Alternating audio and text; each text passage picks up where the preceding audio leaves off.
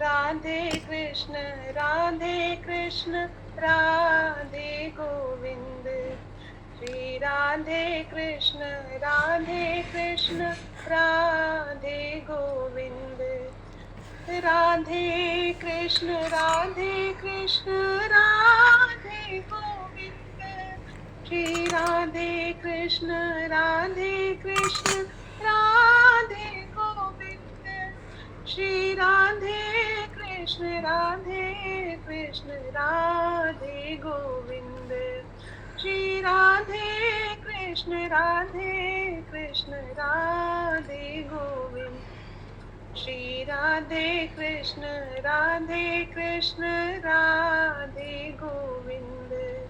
श्री राधे कृष्ण राधे गोविंद। राधे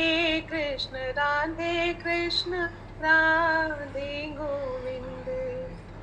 देवकी को छैया बलभद्र जी को मैया लाल। देवकी को छैया बलभद्र जी को भैया लाल। देवकी को छैया बलभद्र जी को भैया लाल। देवकी को छैया बलभद्र जी को भैया लाल। वाकु मुख देखे से कटत यमखंड। वाकु मुख देखत से कटत यमखंड। श्री राधे कृष्ण राधे गोविंद। श्री राधे कृष्ण राधे गोविंद। श्री राधे कृष्ण राधे गोविंद। श्री राधे कृष्ण राधे गोविंद। श्री राधे कृष्ण राधे गोविंद। श्री राधे कृष्ण राधे गोविंद। श्री राधे कृष्ण राधे गोविंद। श्री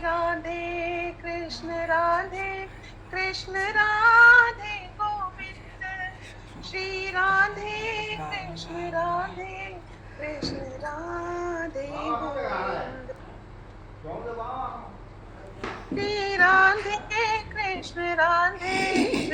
राधे गोविंद।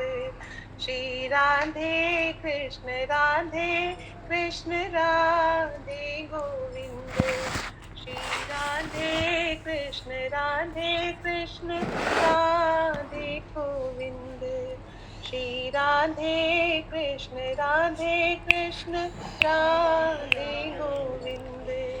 श्री राधे कृष्ण राधे गोविंद। श्री राधे कृष्ण राधे गोविंद। श्री राधे कृष्ण राधे गोविंद। श्री राधे कृष्ण राधे गोविंद। श्री राधे कृष्ण राधे गोविंद। श्री राधे कृष्ण राधे गोविंद। श्री राधे कृष्ण राधे गोविंद। बोलो श्री वृंदावन बिहारी लाल की जय। सियावर रामचंद्र भगवान की जय। हरिशरणम। आनंद कोटि ब्रह्मांडाय सर्वेश्वर पूर्ण पराक्रम असंख्य कल्याण गुणगण निलय भक्त वांक्षा कल्पतरु शरणागत वत्सल भक्तवत्सल दीनबंधु दया सिंधु भगवान श्री सीताराम जी महाराज की असीम कृपा करुणा से हनुमान जी महाराज के परम पावन भावमयी सन्निधि में महापुरुषों की भावमयी उपस्थिति में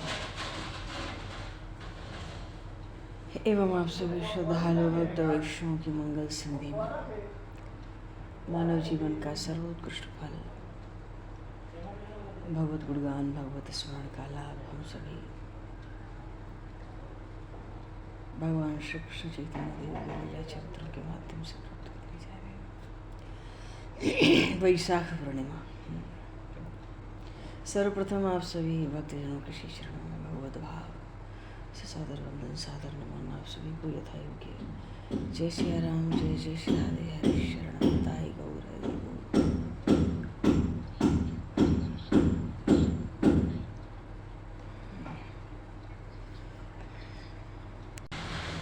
वराहपीडं नटवर वपुः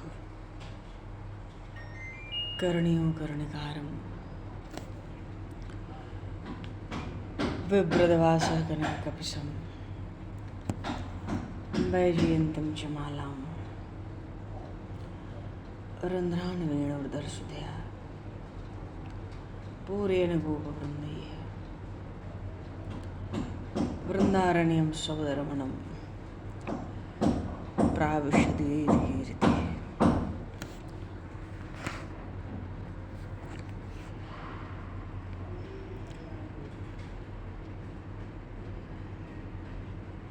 सर्वप्रथम तो आज अनन्य रसिकों के प्राणधन ठाकुर श्री राम वृंदावन के श्री राधा रमण लाल जी का प्रागट्य महामहोत्सव सभी श्रद्धालु भक्त वैष्णवों को खूब खूब बधाई है, खूब मंगलमय बधाई है। आज तो वृंदावन में अत्यंत आनंद हुआ जो श्री राधा रमण लाल जी प्रकट हुए। खूब समाज होती है, वैष्णवजन खूब कीर्तन करें, झांझ मृदंग खूब बजे,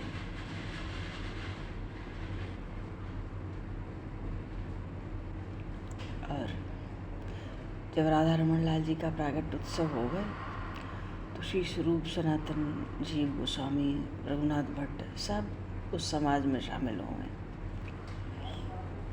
और जुगल जोड़ी का स्वरूप एक बड़ी सुंदर ललित झांकी। तो राधा रमण लाल जी तो ब्रज के सबसे लाडले ठाकुर, सबसे छोटे ठाकुर कहलाते हैं और श्री गोपाल भट्ट गोस्वामी जी के परम लाडले हैं, रसिकों के प्राण आधार हैं और बड़े छैल छबीले महाराज, रसिकों के सरताज। श्री राधा रमण लाल जी का प्रागट्य महामहोत्सव आज वैशाख शुक्ल पूर्णिमा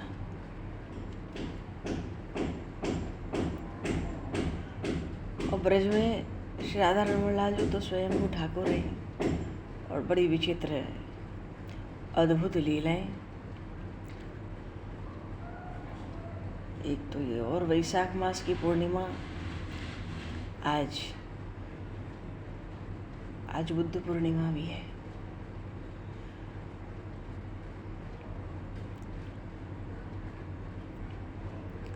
भगवान विष्णु के अवतार भगवान बुद्ध पूर्णिमा की भी सभी वैष्णवों को भक्तों को हार्दिक बधाई और शुभकामनाएं। बोलिए श्री बुद्ध भगवान की जय, श्री राधा रमण लाल की जय, श्री गोपाल भट्ट गोस्वामी जी महाराज की जय। श्री राधा रमण लाल जी का जो प्रागट्य उत्सव है और जो बधाइयाँ हैं, वृंदावन का अपने आप में एक महा महोत्सव। जैसे बिहारी जी का प्रागट्य होता है, बिहार पंचमी, मार्गशीर्ष का मास होए, शुक्ल पक्ष होए और पंचमी तिथि होए, तो श्री बिहारी जी महाराज का बिहार पंचमी, ऐसे ही आज श्री राधा रमण लाल का उनका प्रागट्य महामहोत्सव, महाअभिषेक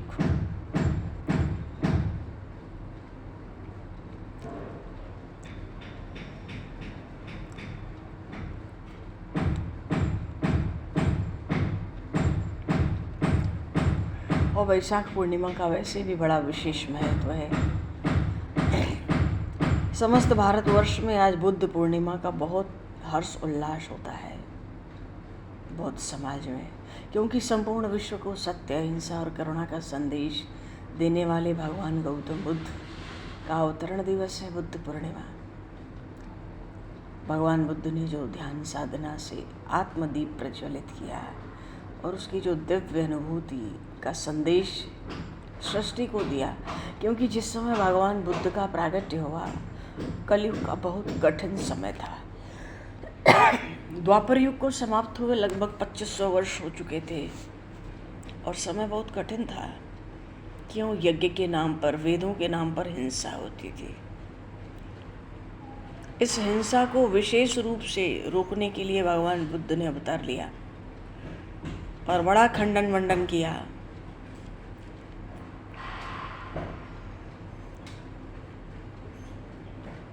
भगवान बुद्ध का चरित्र प्रारंभिक राजकुमार सिद्धार्थ से जो चरित्र है गौतम बुद्ध तक,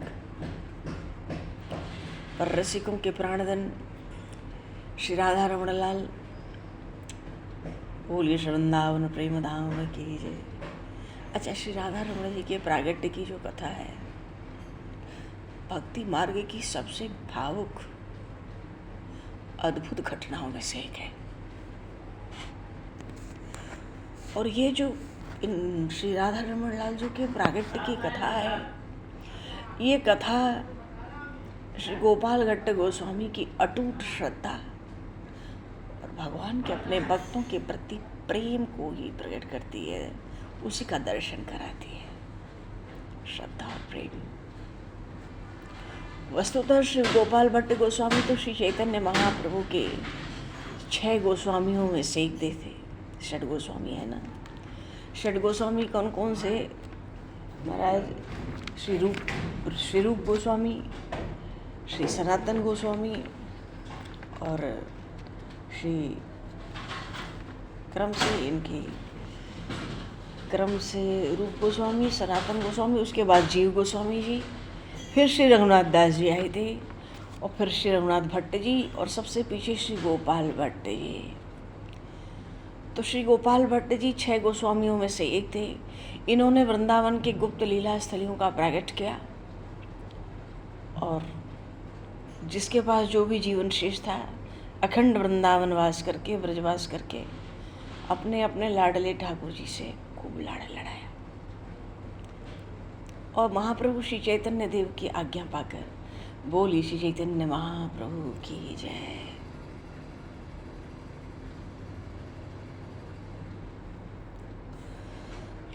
आज्ञा पाकर ही सब वृंदावन आए थे। तो एक बार श्री गोपाल भट्ट गोस्वामी जी नेपाल में जो गंडकी नदी है उनके तट पर गए और वो भी महाप्रभु की आज्ञा से, दामोदर कुंड, और वहाँ से 12 शालिग्राम शिलाएं लेकर आए। कहते हैं सृष्टि में जितने वैष्णव बनते चले जाते हैं, नए वैष्णव, उतने गंडकी नदी में उतने शालिग्राम अपने आप प्रकट होते चले जाते हैं। बोलिए श्री शालिग्राम भगवान की जय।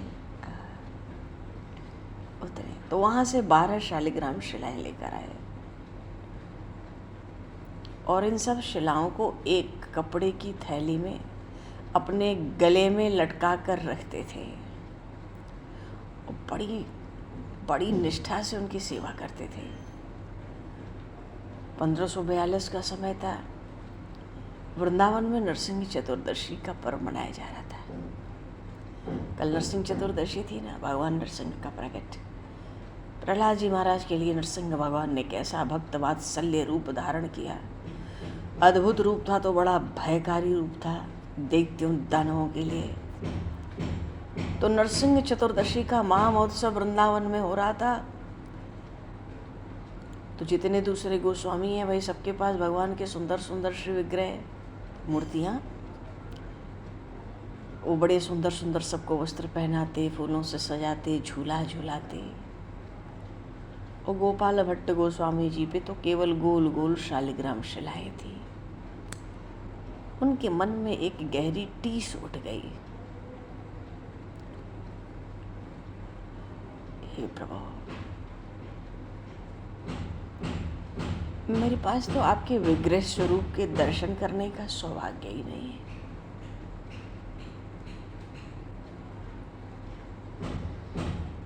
मैं आपको न तो सुंदर पोशाक पहना सकता हूँ, न सुंदर मुकुट सजा सकता हूँ, न आपकी त्रिभंग, आपकी जो त्रिभंगी मुद्रा है 3 जगह से टेढ़ी, त्रिभंग ललित, और वैसे जो आप बांसुरी बजावे न उस रूप का मैं दर्शन कर पाता हूँ।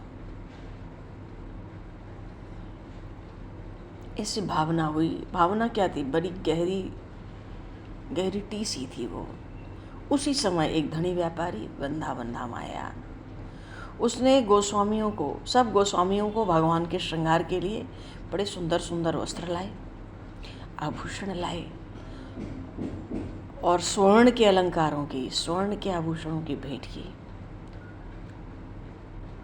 तो गोपाल भट्ट गोस्वामी जी थे, उनको भी सब कुछ मिला ना। भगवान के लिए वस्त्र मिले, आभूषण मिले, बहुत सी भेंट मिली साथ में। तो सब गोस्वामी ने तो ठाकुर जी को सजा लिया होगा। सब पे ठाकुर जी हैं, त्रिभंग ललित। पर उन्होंने अपने शालिग्राम शिलाओं की ओर देखा। गोपाल भट्ट गोस्वामी जी ने देखा, महाराज तो नेत्रों में आंसू आ गए।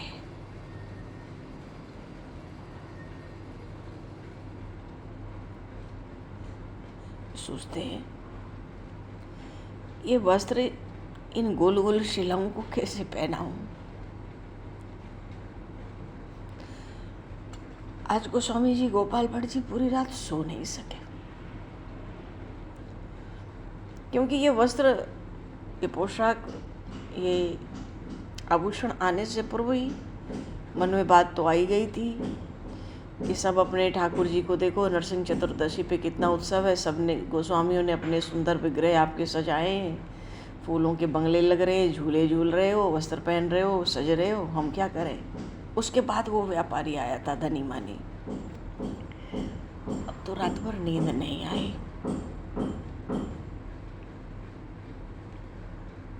भगवान के सामने रोते रहे। रोते रोते क्या करते, श्रीमद् भागवत के श्लोकों का पाठ करते रहे। कौन सा पाठ करते रहे? एक दिन पहले नरसिंह चतुर्दशी थी ना,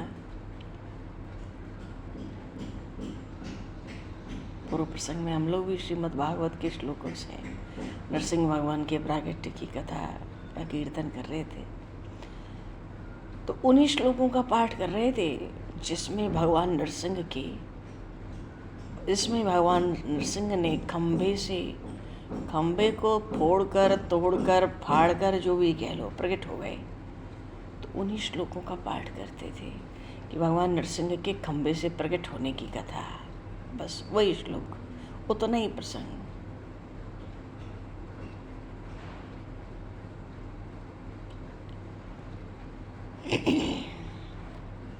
तो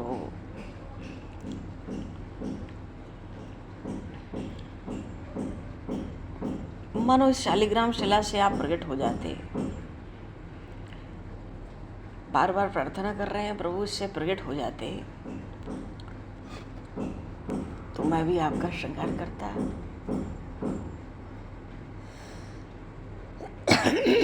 मैं भी आपका फूल बंगला सजाता प्रभु। इतने वस्त्र आभूषण, इनमें आप सज जाते।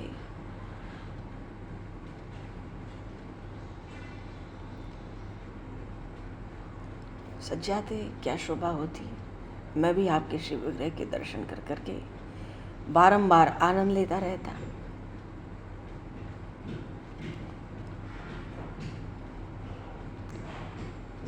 तो प्रभु, यदि आप खंबे से प्रकट हो सकते हैं तो क्या अपने इस दास के लिए इन शिलाओं से आप प्रकट नहीं हो सकते? रात भर सोए नहीं, रोते रहे, पाठ करते रहे उन्हीं श्लोकों का कि आप इन शिलाओं से प्रकट क्यों नहीं हो सकते। आप प्रहलाद जी के लिए खंबे से प्रकट हुए, तो इन शिलाओं से मेरे लिए आप क्यों नहीं प्रकट होते? इसी विलाप में हल्की सी झपकी भी लगी। प्रातः काल हुआ, और जब गोपाल भट्ट जी यमुना स्नान के बाद पूजा करने आए, जमुना जी आए स्नान के, बोली श्री यमुना मैया की जय। हाँ, रसिक जन तो कहते हैं जमुना जी के रूप में प्रेम ही प्रवाहित हो रहा है। आए जमुना जी से स्नान कर कर, और जब पूजा करने के लिए भीतर आए तो आकर उन्होंने अपनी उन शालिग्राम शिलाओं को पहले प्रणाम किया। प्रणाम किया तो स्तब्ध रह गए। क्यों? 12 शिलाएं थी ना शालिग्राम भगवान की, उनमें से एक बड़ी शिला थी, बड़े शालिग्राम, उनका नाम था दामोदर शिला।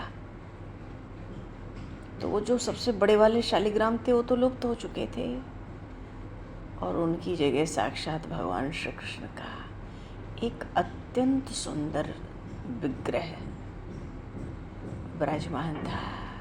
बोले श्री राधा रमण लाल की जय, श्री गोपाल भट्ट गोस्वामी जी महाराज की जय, श्री वृंदावन प्रेम धाम की जय। राधा रमण मेरे, राधा रमण मेरे,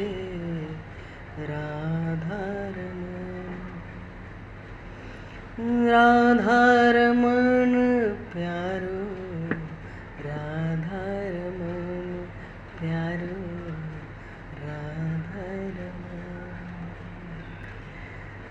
राधा रमण मेरे,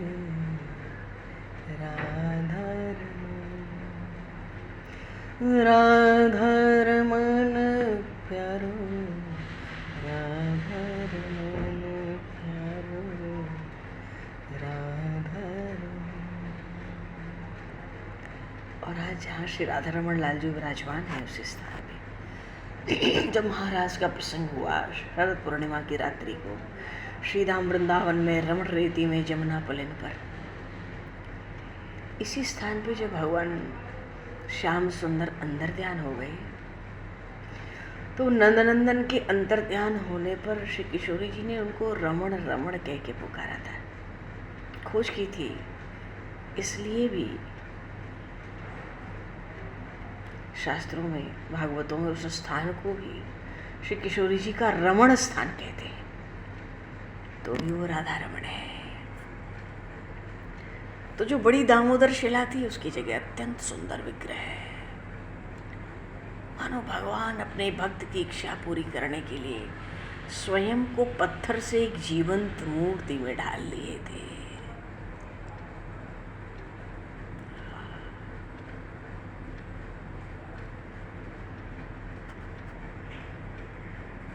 और जब अन्य गोस्वामियों को पता लगा, जैसे जीव गोस्वामी जी, सनातन गोस्वामी जी, जितने को पता लगा जल्दी जल्दी वहाँ पहुँचे, और वहाँ पहुँच के इस विग्रह की सुंदरता देखकर उनका नाम श्री राधा रमण रखा।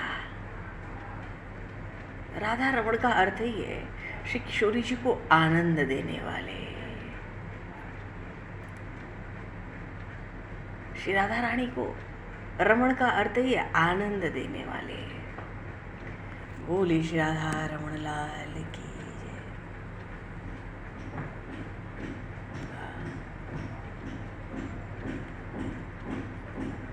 और इस विग्रह में कुछ ऐसी बातें हैं जो दुनिया में कहीं नहीं मिलती। एक तो अपने में ही स्वयंभू हैं, स्वयं प्रकट हैं। कहते हैं श्री राधा रमण जी का श्रीमुख गोविंद देव जी जैसा है, उनका हृदय श्री गोपीनाथ जी जैसा है, उनके चरण श्री मदन मोहन जी जैसे हैं।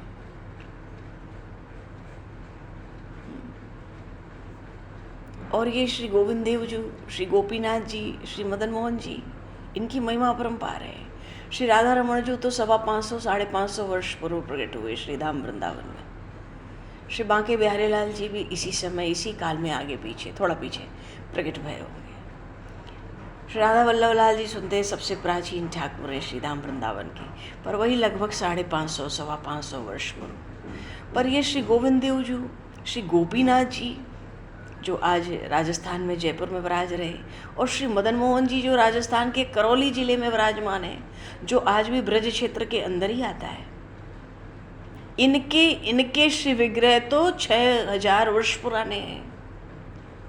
जब भगवान श्री कृष्ण के पोते बजरनाभ जी ने, परपोते बजरनाभ जी ने भगवान श्री कृष्ण की पटरानियों से पूछा, क्यों उन्होंने भगवान श्री कृष्ण का रूप कभी देखा नहीं था, सुना बहुत था, तो एक दिन अपनी भगवान श्री कृष्ण की उन पटरानियों से पूछा। पीछे तो वृंदावन के ब्रज की ओर राजा हुए, श्री किशोरी जी के आशीर्वाद से वो ब्रज के राजा हुए। तो उन्होंने भगवान श्री कृष्ण की पटरानियों से पूछा जमुना तट पर ही, हमने उन श्री कृष्ण के द्वारिकाधीश महाराज के बड़े रूप सौंदर्य की बात सुनी है, पर हमने उनका दर्शन तो किया नहीं है, तो कृपा करके आप लोग सुनाओ कि उनका रूप, उनका स्वरूप कैसा है, कैसा था वो सौंदर्य, वो सौंदर्य राशि कैसी थी। तो उन जिस काले शिला पर, पत्थर पे भगवान श्री कृष्ण द्वारिकाधीश नित्य स्नान करते थे, उस शिला के 3 टुकड़े करके 3 मूर्तियां बनाई गई, 3 विग्रह तैयार किए गए, और वो भी भगवान श्री कृष्ण की पटरानियों ने जैसा जैसा कराया कारीगरी में वैसे विग्रह तैयार किए। भाव ये था कि श्री कृष्ण का ही स्वरूप और रूप प्रकट होना चाहिए बिल्कुल इसमें। और जब तीनों स्वरूप बन गए तो एक स्वरूप थे श्री गोविंद देव जी महाराज। बोलिए श्री गोविंद देव जी महाराज की जय। एक स्वरूप उसके थे श्री गोपीनाथ जी महाराज। बोलिए श्री गोपीनाथ जी महाराज की जय। और एक थे श्री मदन मोहन जी महाराज जो आज करौली में विराजमान है, वो भी ब्रज क्षेत्र में ही आता है। बोलिए श्री मदन मोहन जी महाराज की। ऐसे तो जब पटरानियों ने और सबने दर्शन किए श्री विग्रह तैयार होने पे, और नक्श जैसा पटरानियाँ कहती थी वैसे गढ़े जाते थे द्वारिकाधीश के। तो जब स्वरूप तैयार हो गए, श्री विग्रह मूर्तियाँ तैयार हो गई, तो बजरनाथ जी से भगवान श्री कृष्ण की पटरानियों ने कहा कि देखो ये जो गोविंद देव जो हैं, ये जो हैं, इनका श्रीमुख बिल्कुल द्वारिकाधीश जैसा है, और ये जो गोपीनाथ जी हैं, इनका वक्ष और इनकी भुजाएं बिल्कुल श्री कृष्ण जैसी है। बोलिए श्री गोपीनाथ जी महाराज जी। वक्ष और भुजाएं बिल्कुल भगवान श्री कृष्ण जैसे। गोविंद देव जी का मुखारविंद भगवान श्री कृष्ण जैसा। बोलिए श्री गोविंद देव जी महाराज की। और श्री मदन मोहन जी के जो चरण कमल थे, उन द्वारिकाधीश की पटरानियों ने कहा, हे बजरनाभ जी, इनके चरण कमल बिल्कुल श्री कृष्ण के चरण कमल हैं। इसलिए इन तीनों के दर्शन की राजस्थान में सब विराजमान है इस समय, इनके दर्शन की बहुत महिमा है। गोविंद देव जी का दर्शन का अर्थ है भगवान श्री कृष्ण के साक्षात मुखारविंद का दर्शन। गोपीनाथ जी के दर्शन का फल है साक्षात भगवान के हृदय, वक्ष और भुजाओं का दर्शन, और मदन मोहन जी के दर्शन का फल है साक्षात भगवान के चरणों का दर्शन। तो ऐसे, और राधा रमण जी को तो सब प्राप्त हो गए मानो, इतनी भारी महिमा है। तो ये विग्रह तो 6000, 5500, 6000 वर्ष पुराने हैं ना, पर समय के साथ जब लोप हुआ तो श्री चैतन्य महाप्रभु जो गौर भक्तों के गौर कृष्ण हैं, क्योंकि हैं तो भगवान श्री कृष्ण पर गौर वर्ण, श्री राधा भाव से भावित, तो गौर कृष्ण हैं। उन भगवान श्री कृष्ण ने चैतन्य रूप से आके इन सब विग्रहों को फिर से प्रकट करा दिया इन 6 गोस्वामियों के माध्यम से। जैसे रूप गोस्वामी जी ने गोविंद देव जी को दोबारा प्रकट किया। गोविंद देव जी तो वही है, श्री विग्रह 6000 वर्ष पुराना है लगभग। श्री गोपीनाथ जी को मधु गोस्वामी जी ने प्रकट किया। मदन मोहन जी को सनातन गोस्वामी जी लेकर आए।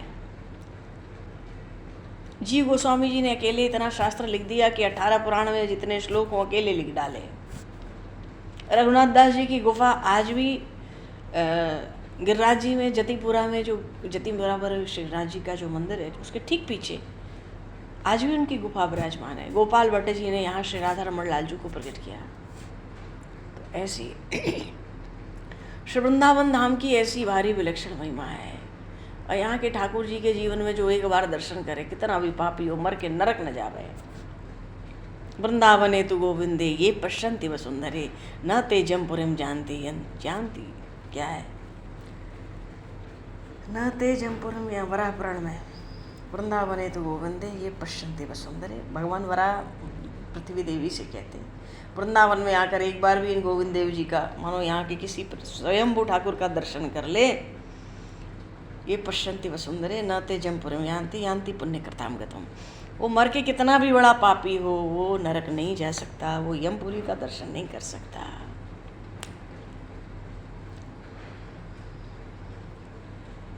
मेरे रमण बिहारी लाल तिहारी सूरत पर बलिहारी।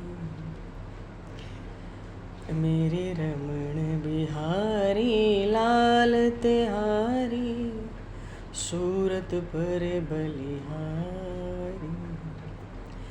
जब से तुझसे नैन मिले कोई और न मन को भाए, जब से तुझसे नैन मिले कोई और न मन को भाए।